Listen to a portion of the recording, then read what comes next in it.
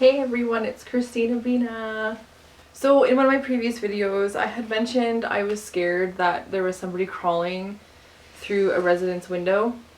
If you guys haven't seen that video, pause this one, go watch that one. It is one of my ghost stories. Definitely freaked me out just because the story I'm about to tell you actually happened to me, so I've got this thing about windows and people crawling through them. Also, yes, a lot of my videos I am wearing the same thing. Like I said, I'm in the middle of a heat wave. My electronics don't like being this hot. I don't like being this hot. I can't run my air conditioner and my fan while I'm filming because it is way too loud. So I am filming as much as I can when it's cool outside and in here, and so yeah, bear with me. It's gonna be probably this for a little while. I don't know when this heat wave is supposed to end, but we'll get there. I really hope you guys are enjoying the content thus far, between ghost stories, random facts, strange things, art. I definitely like doing the art ones. They are a lot of fun and I love dipping into my creative side. And it's also a way for me to explore new things and practice and get better at what I do. And it's something that I would like to document because throughout the years, to me, I suck. I suck at art.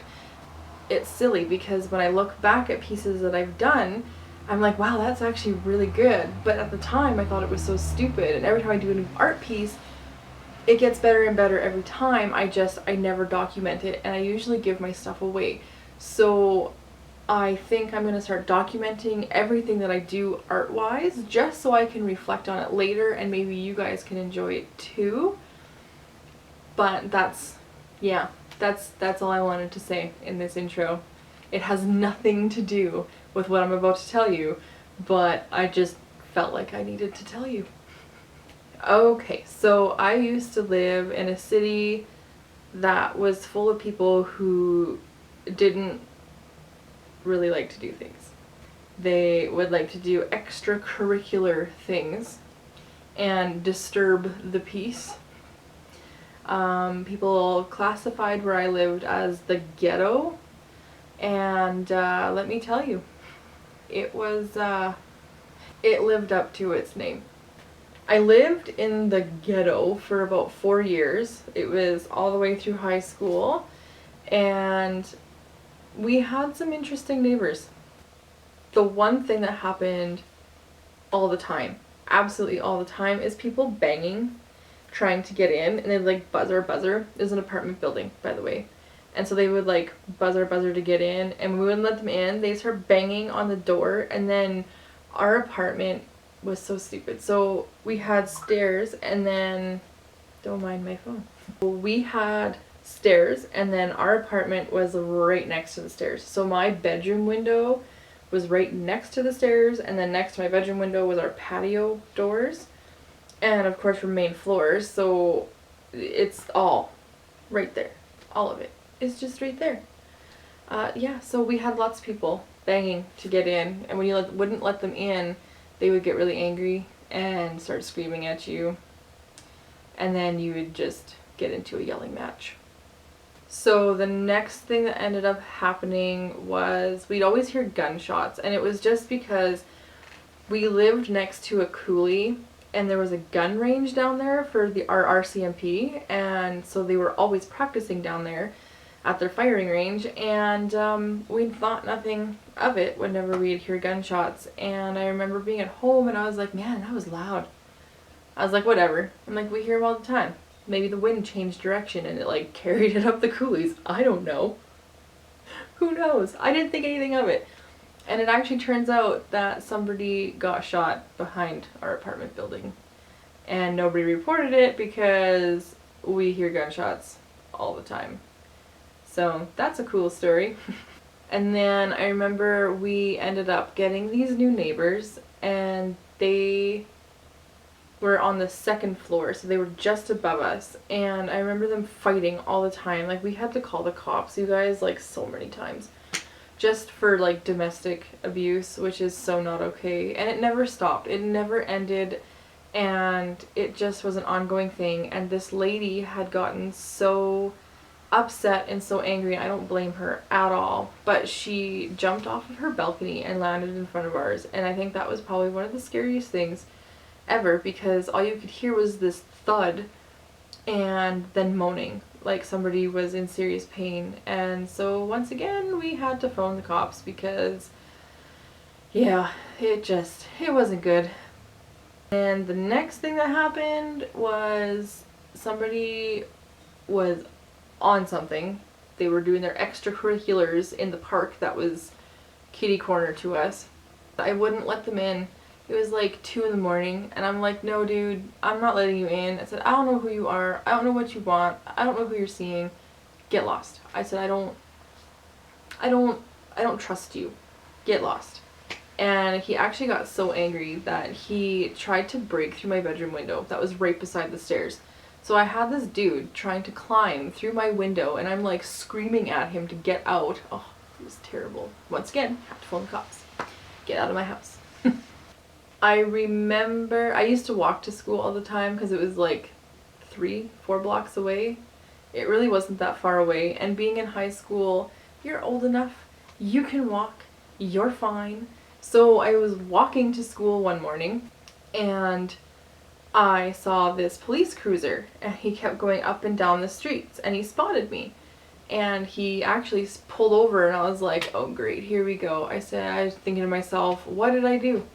What did I do? Did I cross the street where I wasn't supposed to cross the street? You know, you get that panic. Oh my god, I know I didn't commit a crime, but I feel like I committed a crime. And anyway, so he stopped. He rolled down his window. He asked me, where are you going? I said, I'm going to my school, which is in that direction, and it's like 2 blocks away.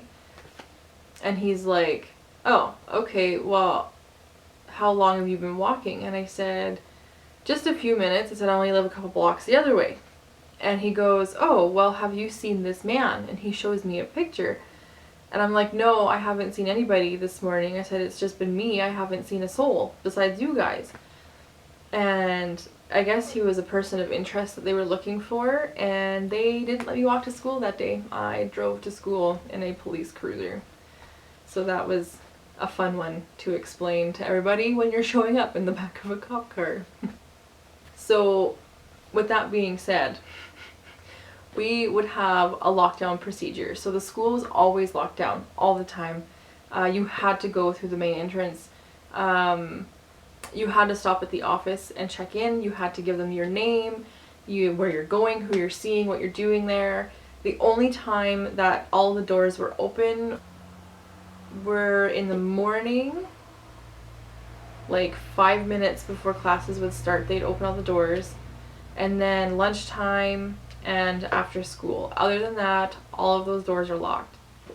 So at lunchtime, the one day I decide to not go home for lunch, I walk towards the office, and as I'm going, I pass this guy, and he's definitely too old to be there. He does not belong there.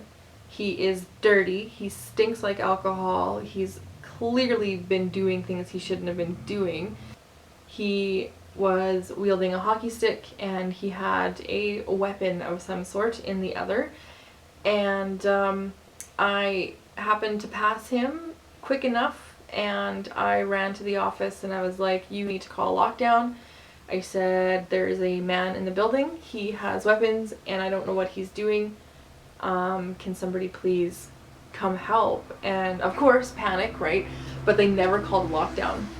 They didn't call lockdown, and they never did. I think they panicked. I think the sheer, I should put my book down, the sheer amount of panic that was happening in that moment, nobody thought to call a lockdown. But I remember he had cornered one of the teachers and was like threatening him, and it was just bad. It was really bad. It was kind of scary. I think after that is when we started locking the doors like all the time. You had to go through the front. You could exit the building anywhere, but you had to come in through the front after that. Like it was pretty scary. Those are all my experiences from when I was in high school and where I lived, and yeah, I was considered living in the ghetto part of my city, and It was crazy. It was absolutely crazy. What are some stories you guys have from your school days?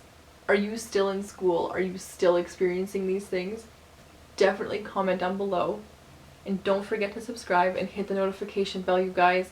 Definitely stay up to date on my channel. I've got lots of content, lots of different stuff happening. Definitely stay tuned. Thanks for watching. Bye.